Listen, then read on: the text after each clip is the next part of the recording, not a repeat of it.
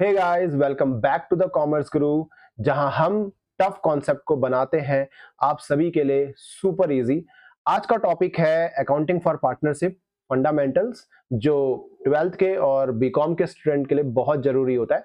तो अगर आप अपने पार्टनरशिप के फंडामेंटल्स को बहुत ही अच्छा बनाना चाहते हैं, बहुत ही सुपर इजी तरीके से आप समझना चाहते हैं, तो इस वीडियो को एंड तक बने रहें। तो आइए स्टार्ट करते हैं। क्या होता है पार्टनरशिप? सबसे पहले इस चीज को आपने 11th क्लास में भी अपने पार्टनरशिप की डेफिनेशन पे आपने थोड़ा बहुत पढ़ा होगा, जहाँ पे आपने फॉर्म्स ऑफ बिजनेस ऑर्गेनाइजेशन के अंदर, प्राइवेट सेक्टर के अंदर जो आपने फॉर्म्स ऑफ बिजनेस ऑर्गेनाइजेशन पढ़े होंगे, उसके अंदर आपने पार्टनरशिप की थोड़ी बहुत डेफिनेशन वहां पर पढ़ी होगी। तो आइए उसी डेफिनेशन को फिर से दोहराते हैं, कहां पर और कैसे जो पार्टनरशिप की डेफिनेशन लिखी गई है। देखिए सबसे पहले है partnership is defined by Indian partnership act 1932। आपको इस बात को याद रखना है। पार्टनरशिप कहां डिफाइन किया गया है? इंडियन पार्टनरशिप एक्ट 1932 सेक्शन 4 के अंतर्गत। इसके अंदर क्या क्या कहा गया है? Partnership is a relationship between persons. Relationship between persons, persons मतलब भाई या फिर दो, या फिर दो से ज्यादा। दो से ज्यादा हम लोग अभी 50 यहाँ पे देखेंगे, ठीक है। दो और दो से ज्यादा 50 who have agree to share. Agree to share, what is that mean? Agree means agreement. Agreement oral भी हो सकता है और रिटर्न भी हो सकता है।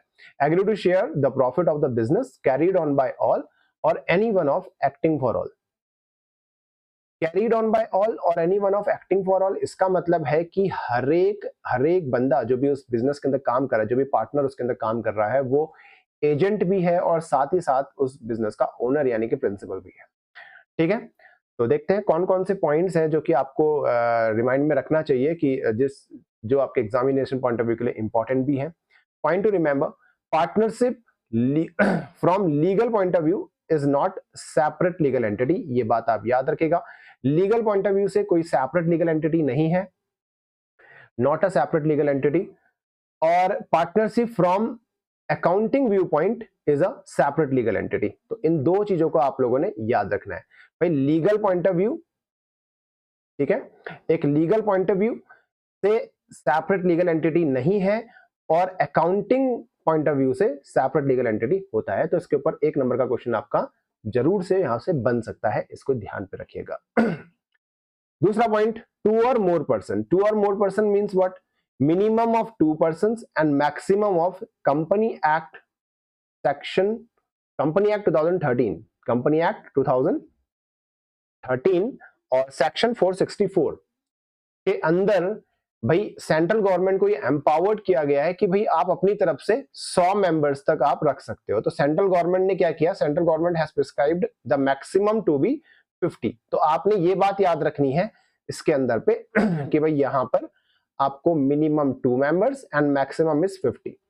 ठीक है, ये किसके अंदर बताया गया है? ये बताया गया है आपका सेक्शन 464 द कंपनी एक्ट 2013 के अंतर्गत। और अगर आप रूल की बात करें, रूल 10 मिसलिनियस एक्ट 2014 के अंतर्गत बताया गया। Okay, agreement. अग्रीमेंट क्या है? Written and oral. भाई एग्रीमेंट क्या होता है? जैसे दो पर्सन है, दो पर्सन है, अब वो आपस में क्या करना चाहते हैं? पार्टनरशिप करना चाहते हैं, एक बिजनेस करना चाहते हैं।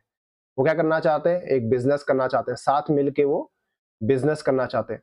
तो भाई वो साथ मिलके बिजनेस कर सकते हैं, तो इसके लिए कोई जरूरी नहीं है कि वो लोग जा करके रिटर्न फॉर्म भरें और अपने बिजनेस को रजिस्टर्ड करें या ऐसा कुछ करें। इसके लिए कोई ऐसा कुछ जरूरी नहीं है। वो अपना अपने आप से यानी कि ओरल फॉर्म में भी वो अपने बिजनेस को स्टार्ट कर सकते हैं। बट ये बेटर होता है कि आप अपने बिजनेस को रिटर्न फॉर्म में रजिस्टर्ड करवाएं, ताकि कोई गड़बड़ी ना हो, कुछ धांधलेबाजी वहां पर ना हो। तो उस चीज के लिए रिटर्न एग्रीमेंट जरूरी होता है।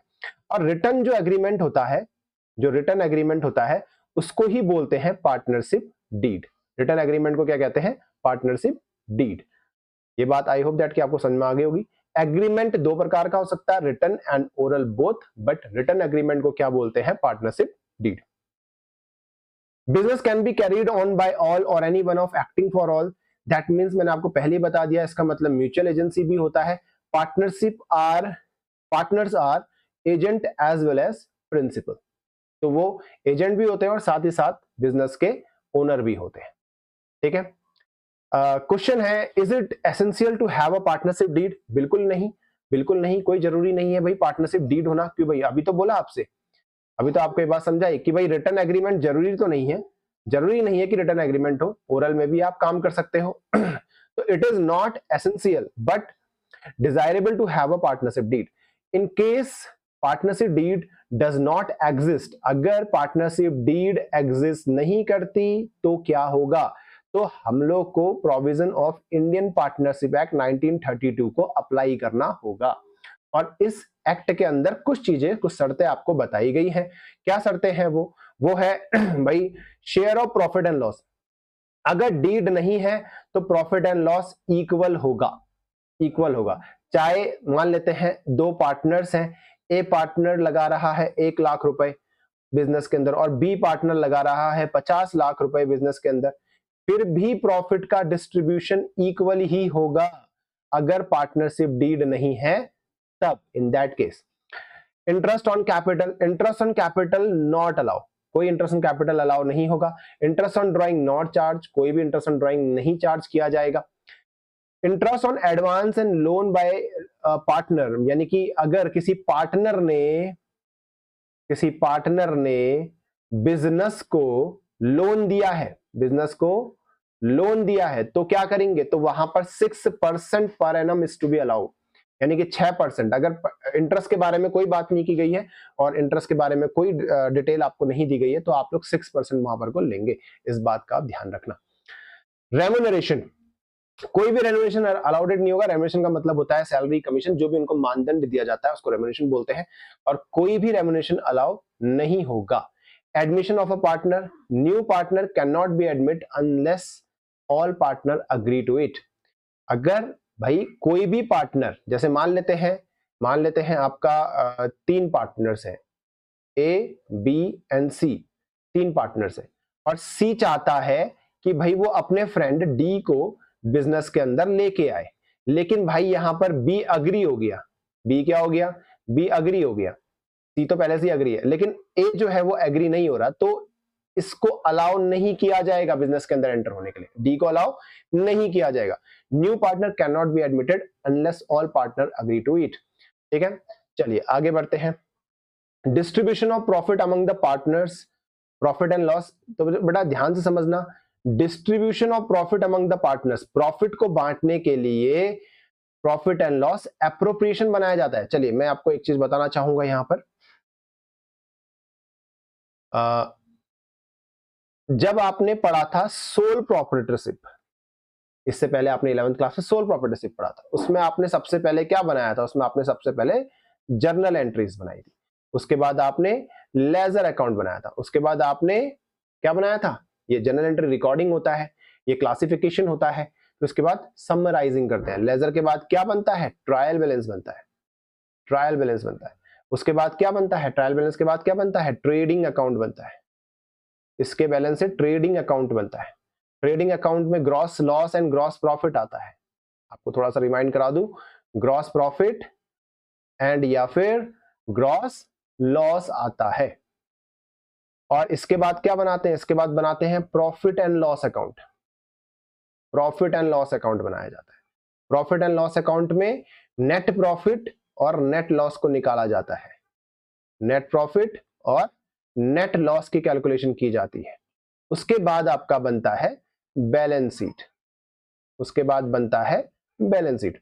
तो भाई यहां पर भी सेम चीजें की जाती है, यहां पर भी आपको जर्नल एंट्री बनाना पड़ता है, यहां पर भी आपको लेजर पोस्टिंग करनी पड़ती है, यहां पर भी आपको ट्रायल बैलेंस बनाना पड़ता है, यहां पर भी आपको trading account, profit and loss account बनाना पड़ता है, और यहां पर भी आपको बैलेंस शीट बनानी पड़ती है। बट इन सबके बीच में यहां पर यानी कि प्रॉफिट एंड लॉस कैलकुलेट करने के बाद जो प्रॉफिट निकल के आएगा, जो नेट प्रॉफिट निकल के आएगा, उसको लेने के लिए यहां पर पार्टनर्स बहुत सारे हैं, क्योंकि वहां पर तो हम लोग बोल रहे थे कि भाई सोल प्रॉपर्टीशिप जहां पे एक ही ओनर हुआ करता था, लेकिन यहां पर तो ओनर ज्यादा हैं। तो इन्हीं ओनर्स में उस प्रॉफिट के डिस्ट्रीब्यूशन को करने के लिए, उस प्रॉफिट को बांटने के लिए एक अकाउंट बनाया जाता है जिसको बोला जाता है profit and loss appropriation account. ठीक है स्टूडेंट्स, तो ये था आपका profit and loss appropriation account, जो क्यों बनाया जाता है? प्रॉफिट एंड लॉस के डिस्ट्रीब्यूशन के लिए। तो ये एप्रोप्रिएशन का मतलब भी क्या होता है? डिस्ट्रीब्यूशन होता है। क्या होता है? डिस्ट्रीब्यूशन होता है। इसका मतलब ही डिस्ट्रीब्यूशन होता है। तो बेसिकली क्या हुआ, profit and loss distribution account, यानी कि प्रॉफिट एंड लॉस को बांटने वाला खाता। ओके तो इसको कैसे बनाया जाता है, this is the debit side, you already know that, ये डेबिट साइड होती है, ये क्रेडिट साइड होती है। This is the format for profit and loss appropriation account. यहां पर सबसे पहले अगर आपका जो भी प्रॉफिट आया है तो आप उसको क्रेडिट साइड पे लिखोगे, एंड लॉस आया तो आप उसको डेबिट साइड पे लिखोगे एज इट इज। और जो भी चीज आपको बिजनेस को मिलेगी वो आप क्रेडिट साइड पे लिखेंगे, और जो भी चीज जाएगी वो डेबिट साइड पे जाएगी। तो बेसिकली यहाँ पर जो है क्रेडिट साइड में सिर्फ एक ही चीज आती है, इंटरेस्ट ऑन ड्रॉइंग, इसके अलावा कुछ भी नहीं आता। ये लॉस जो है बैलेंसिंग फिगर है, ये क्या है, बैलेंसिंग फिगर। यहाँ पे सिर्फ और सिर्फ इंटरेस्ट ऑन ड्रॉइंग ही आता है। इस साइड में क्या आता है, इंटरेस्ट ऑन कैपिटल आता है, पार्टनर सैलरी आता है, कमीशन आता है, रिजर्व आता है, और बैलेंस करने के बाद प्रॉफिट ट्रांसफर टू कैपिटल और करंट अकाउंट, ये है बैलेंसिंग फिगर। और बैलेंस करना आई होप दैट कि आपको आता होगा, नहीं आता है तो हम आपके आगे सिखा देंगे। तो ये था आपका profit and loss appropriation account का एक फॉर्मेट। आई होप दैट कि आपको समझ में आया होगा। इसमें मैंने ऑल दो सारी चीजें लिख दी हैं जो भी आती हैं, इसके अलावा इसके अंदर कोई भी नेक्स्ट चीज नहीं आती है। तो आप लोग को इतना ही याद रखना है, ठीक है। तो ये था आपका प्रॉफिट एंड लॉस अकाउंट का एप्रोप्रिएशन। आई होप दैट कि आपको समझ में आ गया होगा, इसको आप लोग नोट कर लेना। ओके चलिए, इससे रिलेटेड एक क्वेश्चन हम लोग और कर लेते हैं। इससे रिलेटेड एक क्वेश्चन कर लेते हैं। यहाँ पर मैंने एक क्वेश्चन लेके आया हूं, यहाँ पे लिखा हुआ है, आप देख सकते हैं, A and B started a partnership business on 1st April 2025. Their capital contribution were 2 lakh and 1,50,000. This is comma 1,50,000 respectively. The partnership deed provides as follow. देखो partnership deed ने क्या provide किया, interest on capital provided 10%. A get a salary of 2,000 per month. B get a salary of 3,000 per month. Commission transfer to reserve इतना है 3,700। Profit share करेंगे हम लोग 3:2 में, यहाँ पे लिखा गया है। इंटरेस्ट ऑन ड्राइंग 2,200 और 2,500 आपको यहाँ पे दिया गया है, और net profit for the year ended 2,16,000 आपको यहाँ पे दिया गया है। तो किस तरह से इसको अटेम्प्ट करते हैं, बहुत ईजी है स्टूडेंट्स। फॉर्मेट आपको पहले ही बताया गया था, दिस इज द फॉर्मेट।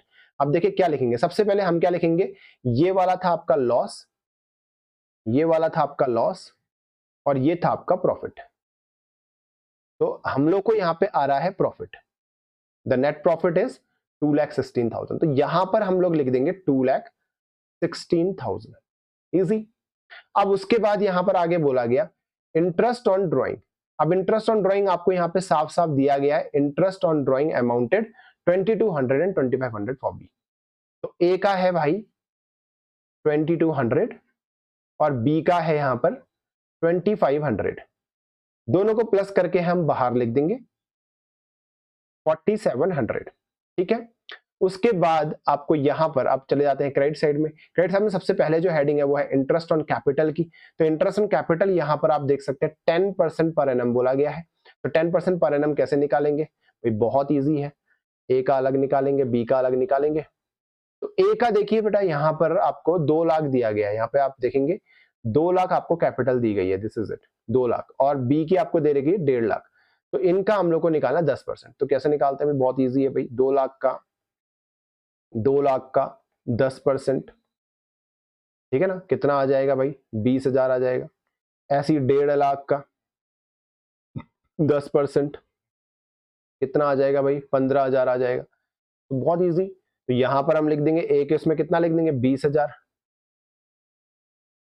और बी के उसमें कितना लिख देंगे 15,000, ठीक है। आगे यहां पर लिखा गया, सेकंड लाइन पे लिखा है, देखो बेटा, ए get salary of 2,000 per month. ए को सैलरी मिल रही है 2,000 पर मंथ, और बी को सैलरी मिल रही है 3,000 पर मंथ। तो 3,000 एंड ए को कितना मिल रहा है 2,000 पर मंथ मतलब 12, तो कितना आ गया 24,000, और बी को कितना मिल रहा है 3,000 पर मंथ, तो कितना हो गया 36,000, इजी। उसके बाद आगे बोला गया है भाई, यहां पर लिखा गया है A also get a commission of 2,000। तो भाई ए को कमीशन भी मिल रहा है। ए का कमीशन कितना है, ए का कमीशन है 2,000 रुपए सर, यहाँ पे 2,000 लिख दिया। 3,700 ट्रांसफर टू द रिजर्व, तो ये रहा भाई आपका रिजर्व टू रिजर्व, तो यहाँ पे लिख देंगे 3,700। तो सारी चीजें हमने भर दी है स्टूडेंट्स, इनको प्लस करके हम लोग बाहर लिख देंगे। 20 और 15 कितना हो गया? 35,000। ठीक है, 24 और 36 कितना हो गया? 20, 30, 50, 50, 60, 60,000। ठीक है, 37,000 हो गया। कमीशन को भी बाहर लिख देते हैं 2,000। ठीक है, रिजर्व भी हमने लिख दिया। तो भाई अब हमने क्या करना है, अब हमने दोनों साइड का टोटल करना है। इस साइड का भी टोटल करेंगे और इस साइड का भी टोटल करेंगे। दोनों साइड का जब हम टोटल करेंगे तो हमको पता चल जाएगा कि भाई क्या हुआ है, हमको प्रॉफिट हुआ है या फिर लॉस हुआ है। ठीक है, तो इसको एक बार टोटल कर लेते हैं बेटा। तो सबसे पहले हमने क्या करना है, 2,16,000 प्लस 4,700, तो ये हो गया आपका 2,2700। यहां पर मैं लिख देता हूं 2,20,700। ठीक है, इस साइड का भी टोटल कर लेते हैं। इस साइड में कितना हो रहा है? इस साइड में कितना हो रहा है भाई? 35,000 है। 35,000 प्लस 60,000 प्लस 2,000 प्लस 3,700, तो ये हो गया आपका 1,07,000, 1,07,000। तो यहाँ पे लिख देता हूं मैं 1,07,000। तो स्टूडेंट्स ये हो गया 1,07,000। जैसा कि बैलेंसिंग फिगर के हिसाब से आपको पता है कि दोनों तरफ जहां भी बड़ा होता है उसको हम दोनों तरफ लिखते हैं और उसको क्या कर देते हैं, माइनस कर देते हैं। तो इन दोनों को जब हम माइनस करेंगे, माइनस भी कर देते हैं 2,20,700, तो ये आ गया आपका 1,20,000। तो डिफरेंस क्या आ रहा है स्टूडेंट्स? यहाँ पे आ रहा है डिफरेंस, वो आ रहा है 1,20,000। इसको हमने कहा किस में बांटना है? To profit. प्रॉफिट हो गया हमको, क्योंकि ये हमको मिलने वाली साइड थी, जाने वाली थी। To profit transfer to capital और करंट अकाउंट। इसको हम लोग फर्दर बाद में देखेंगे कि कैपिटल और करंट अकाउंट क्या होता है। तो अब हमने ए और बी को यहाँ पर बांटना है। तो किस रेशियो में बांटना है? यहाँ पे लिखा हुआ है 3:2। तो 3:2 में बांटने के लिए क्या करेंगे भाई? सिंपल है, बहुत आसान। 1,20,000 इंटू 3/5। ठीक है, तो कितना आ जाएगा?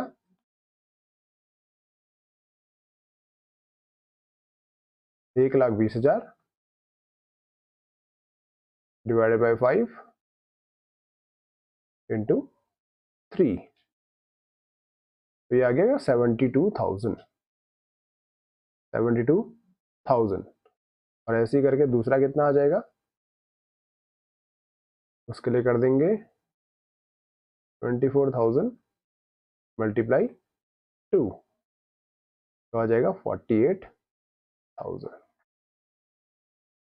देखो स्टूडेंट, इस तरह से हम लोग को इस क्वेश्चन को सॉल्व करना है। ये था आपका बेसिक सा क्वेश्चन जिसको मैंने आप लोगों के लिए अभी यहाँ पर दिया था। आगे हम लोग एक एक करके सभी वर्किंग्स को यहाँ पर एक एक करके देखेंगे। जैसे कि हमने यहाँ पे देखा कि प्रॉफिट एंड लॉस एप्रोप्रिएशन में क्या क्या आता है। तो यहाँ पे इंटरेस्ट ऑन ड्राइंग आता है, तो हमने इसकी वर्किंग को चेक करना है। इंटरेस्ट ऑन कैपिटल आता है, इसकी वर्किंग को देखना है। सैलरी कमीशन तो उतना नहीं होता, कमीशन की वर्किंग को हमने देखना है। तो इन सब की वर्किंग्स को हमने यहाँ पे एक एक करके स्टडी करनी है।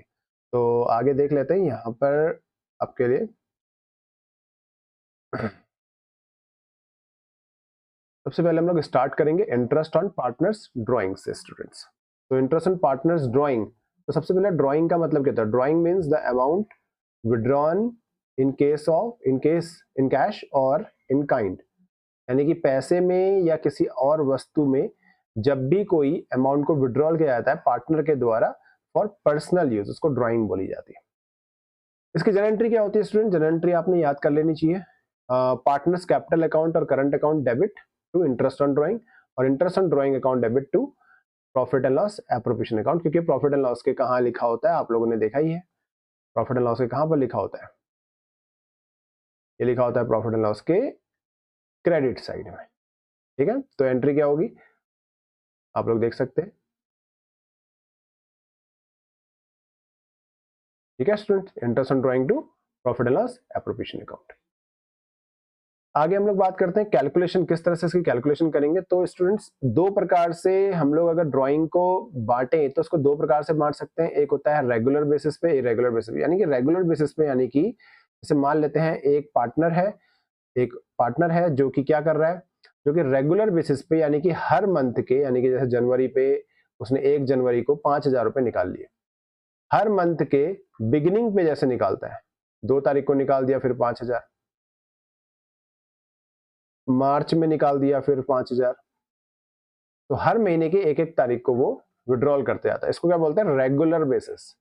रेगुलरिटी से अगर जब भी कोई व्यक्ति पैसे निकालेगा तो उसको बोलेंगे रेगुलर ड्राइंग। इरेगुलर का मतलब है जैसे सपोज दैट पहले हमने जनवरी में निकाल दिया पैसा, ठीक है, फिर उसके बाद सीधे मार्च में निकाला और मार्च में भी कुछ अलग ही अमाउंट निकाल दी, मान लेते 50,000 निकाल दिया, फिर सीधे अक्टूबर में निकाल लिया आपने, अक्टूबर में 15,000 निकाल दिया, इस तरह से। तो इसको बोलते हैं इरेगुलर ड्राइंग, यानी कि जिसका कोई रेगुलर पीरियड नहीं है और कोई रेगुलरिटी नहीं है, ड्राइंग का अमाउंट भी अलग अलग है, तो इसको बोलते हैं इरेगुलर पीरियड।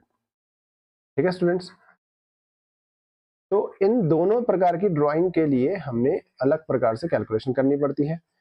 तो पहला जो हम लोग यहाँ पे देख रहे हैं रेगुलर पीरियड के लिए हमारे पास जो मेथड है वो है एवरेज पीरियड मेथड, और इरेगुलर ड्राइंग के लिए प्रोडक्ट मेथड का हम लोग इस्तेमाल करेंगे। तो पहले हम लोग बात करते हैं एवरेज पीरियड मेथड की। एवरेज पीरियड मेथड में आप लोग इंटरेस्ट ऑन ड्राइंग का फॉर्मूला ये लगाएंगे, interest on drawing equals to total drawing multiply rate multiply average period upon 12, और एवरेज पीरियड का फॉर्मूला रहेगा time left after first drawing plus time left after last drawing upon 2। इसको ज्यादा बेहतर इस क्वेश्चन से हम लोग समझ जाएंगे। यहाँ पे इस क्वेश्चन को देख लीजिए, यहाँ पे लिखा हुआ है a partner 10,000 per month under, okay यहाँ पे विड्रॉल लिखना भूल गए, a partner withdrawn 10,000 per month under a partnership deed. Interest on drawing is to be charged at the rate 15% per annum. Calculate interest on drawing are made regularly.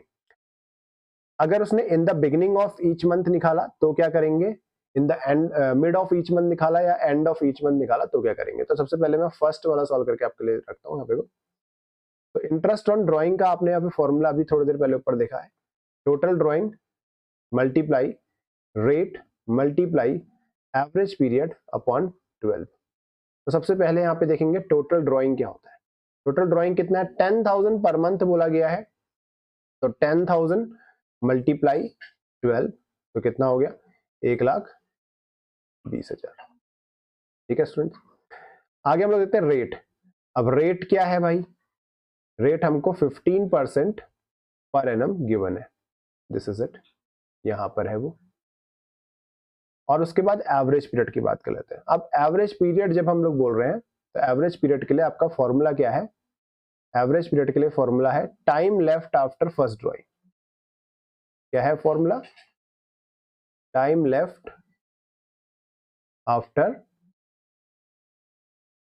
First drawing plus time left after last drawing upon 2, ये आपको करना पड़ता है। तो यहां पर आप लोग देखेंगे अगर उसने ड्राइंग विड्रॉल कर रखी है in the beginning of every month, हर महीने के शुरू में ड्राइंग विड्रॉल कर रखी है, तो जैसे हम लोग ऐसा समझ लीजिए, जैसे मान लेते हैं जनवरी को कितने तारीख को, 1 तारीख को उसने 10,000 रुपीज निकाला, फिर ऐसे ही 1 फैब को निकाला, फिर ऐसे ही 1 मार्च को निकाला, ऐसे ही करते करते उसने हर महीने में निकाला, जनवरी फरवरी मार्च अप्रैल मई जून जुलाई अगस्त सितंबर अक्टूबर नवंबर दिसंबर, फिर लास्ट कब निकलेगा, 1 दिसंबर को 10,000 रुपए से निकाल दिया। तो इस तरीके से उसने ड्राइंग को विड्रॉल करा होगा। ठीक है स्टूडेंट्स, यहां पर आप लोग देखेंगे तो सबसे पहली ड्राइंग उसने निकाली 1 जनवरी को। 1 जनवरी के बाद कितने महीने बचते हैं, पूरे बचते हैं, जनवरी भी बचता है, जनवरी फरवरी मार्च अप्रैल सब बचता है, तो पूरा कितना टाइम बच गया भाई, 12 बच गए, 12 महीने पूरे बचे। Time left after last drawing यानी कि कब, दिसंबर, तो दिसंबर के बाद कितने महीने बचे भाई, एक ही महीना बचा, तो यहाँ पर लिख देंगे 1 अपॉन 2, तो ये कितना हो जाएगा 13/2 दैट इज 6.5। एवरेज पीरियड क्या निकल के आ गया यहाँ पर 6.5। इस तरह से यहाँ पर हम लोग एवरेज पीरियड निकालेंगे। अब इंटरेस्ट ऑन ड्राइंग का हम लोग ये वाला फॉर्मूला अप्लाई कर देंगे, simple. Interest on drawing equals to total drawing. Total drawing कितना था भाई? 1,20,000। तो यहाँ पे लिख देंगे 1,20,000। रेट कितना था? 15%, 15/100। एवरेज पीरियड क्या था? 6.5/12। आई होप दैट कि आपको समझ में आ गया होगा। ठीक है, इसको कैलकुलेट कर लेते हैं। 1,20,000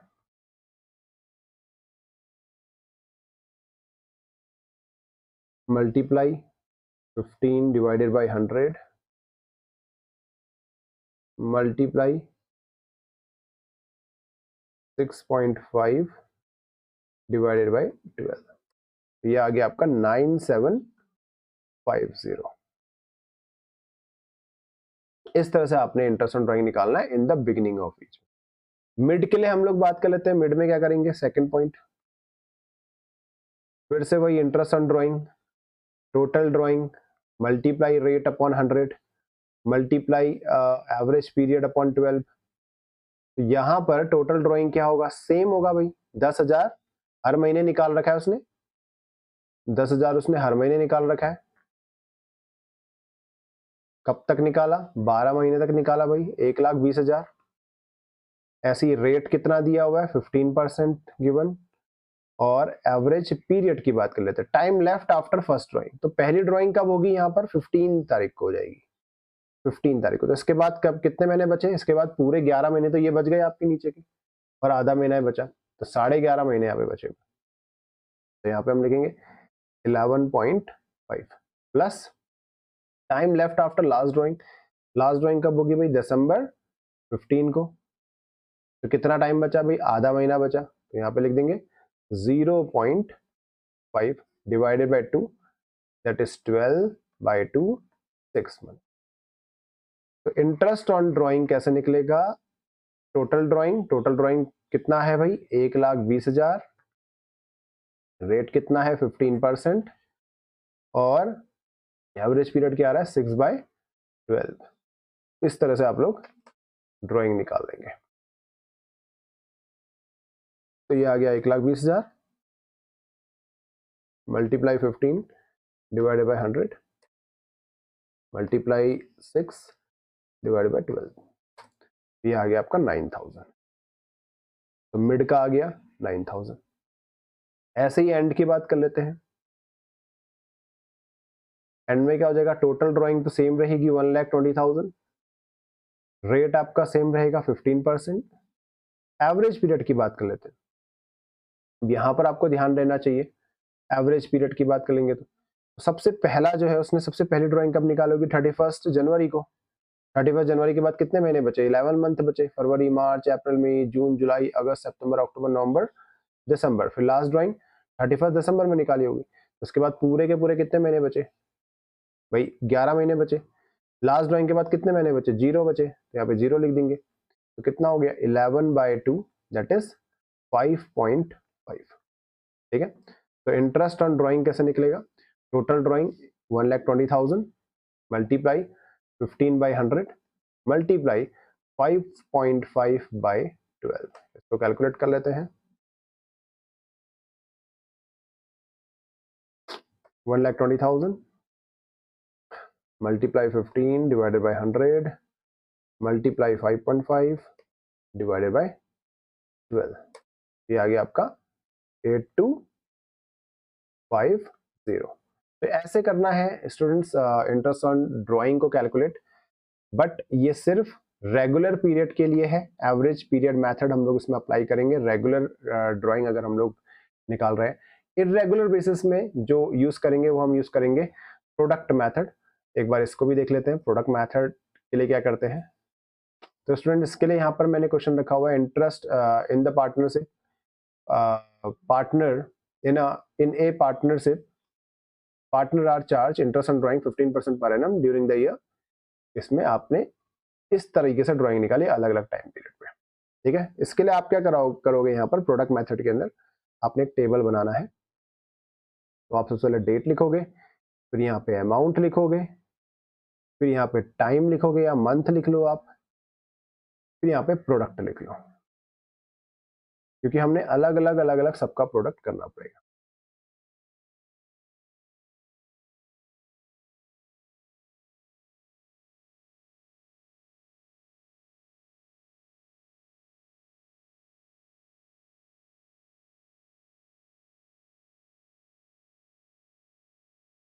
देखिए सबसे पहले आ रहा है 1 मई, 1 मई को इसने ड्राइंग निकाली है 2000। 1 मई के बाद कितने महीने बच जाते हैं? मई के बाद जून, जुलाई, अगस्त, सितंबर, अक्टूबर, नवंबर, दिसंबर, जनवरी, फरवरी, मार्च, 10 महीने बच जाते हैं। यहाँ पे 10 लिख देंगे। 1 अगस्त को 5,000 रुपये निकाले। अगस्त के बाद कितने बच जाते हैं? अगस्त, सितंबर, अक्टूबर, नवंबर, दिसंबर, 5 महीने बच जाते हैं। यहाँ पे लिख देंगे 5। उसके बाद 30 सितंबर में निकाला गया है 2,000 रुपये। सितंबर के बाद कितने महीने बच जाते हैं? अक्टूबर, नवंबर, दिसंबर, 3 महीने। यहाँ पे लिख देंगे 3। 31 जनवरी में 6,000 रुपीज निकाले हैं। जनवरी में कितने निकाले? 6,000 रुपये निकाले। जनवरी के बाद कितने महीने बच जाते हैं? फरवरी, मार्च, 2 महीने। तो यहाँ पे लिख देंगे 2। 31 मार्च को उसने 2,000 रुपये निकाले, तो एक भी महीना नहीं बचा, तो यहाँ पे लिख देंगे 0। होप दैट स्टूडेंट ये समझ में आ गया होगा। जितने महीने बचे हैं आपने उनको लिखना है, ठीक है। फिर इसको हम लोग क्या कर देंगे, इसका हम लोग मल्टीप्लिकेशन कर लेंगे, प्रोडक्ट निकाल लेंगे। प्रोडक्ट कैसे निकालना है आपने? यहां पर आपने अमाउंट को मंथ से मल्टीप्लाई करना है। 2000 इंटू 10 हो गया आपका 20,000। 5,000 इंटू 5 कितना हो गया आपका? 25,000। 2,000 इंटू 3 कितना हो गया आपका? 6,000। ये हो गया आपका 12,000 और यहाँ पर 0 हो गया। इन सबको प्लस कर देंगे, कितना हो जाएगा? 20, 40, 50, 6, 7, 8, 50, 60, 60 और 63,000 आई थिंक दैट्स। एक बार क्रॉस चेक कर लेते हैं। 63 हो रहा है। 20,000 प्लस 25,000 प्लस 6,000 प्लस 12,000, 63,000, ठीक है। तो इस तरह से आपने इसको करना है। 63,000 आ गया, बट ये सिर्फ प्रोडक्ट आया है। अब आप निकालोगे interest on drawing. Interest on drawing के लिए यहाँ पे आप फॉर्मूला यूज करोगे, product multiply rate upon 100 multiply 1/12। यहाँ पर 1 क्यों लेते हैं?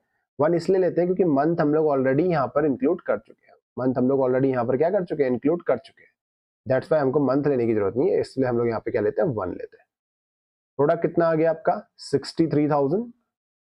रेट है आपका 15% और यहाँ पर बच गया आपका 1 और 12, ठीक है। इसको कैलकुलेट कर लेते हैं। 63,000 मल्टीप्लाई 15 डिवाइडेड बाई 100 और डिवाइडेड बाई 12। तो ये आ गया आपका 787.5 हो रहा था, 87.5। हाँ, ठीक है। आई होप दैट कि आपको इंटरेस्ट ऑन ड्राइंग के दोनों मेथड्स क्लैरिफाई हो गए होंगे। इस तरह से आपने प्रोडक्ट मेथड को अटेम्प्ट करना है, जिसमें आपको अलग अलग टाइम पे जो ड्राइंग्स रहती है, इसको छोटा कर दे दो, अलग अलग टाइम पे जो ड्राइंग रहेगी, अगर इस तरह से अलग अलग टाइम ड्यूरेशन पर ड्राइंग दी गई होगी तो आपने इस तरह से उसको कैलकुलेट करना है। और अगर रेगुलर बेसिस में दी गई होगी तो आपने एवरेज पीरियड मेथड का इस्तेमाल करना है, जिसमें आपको एवरेज पीरियड कैलकुलेट करना होगा। एवरेज पीरियड कैलकुलेट करने के लिए मेथड आपका फॉर्मूला कौन सा है? Time left after first drawing plus time left after last drawing upon 2। Formula यहाँ पे लिखा हुआ है। आई होप दैट कि आपको समझ में आ गया होगा। नेक्स्ट क्लास में हम लोग देखेंगे आपका interest on capital and partners commission के बारे में। इसके बारे में हम लोग कुछ क्वेश्चंस को देखेंगे। मिलते हैं नेक्स्ट वीडियो में, तब तक के लिए बाय बाय।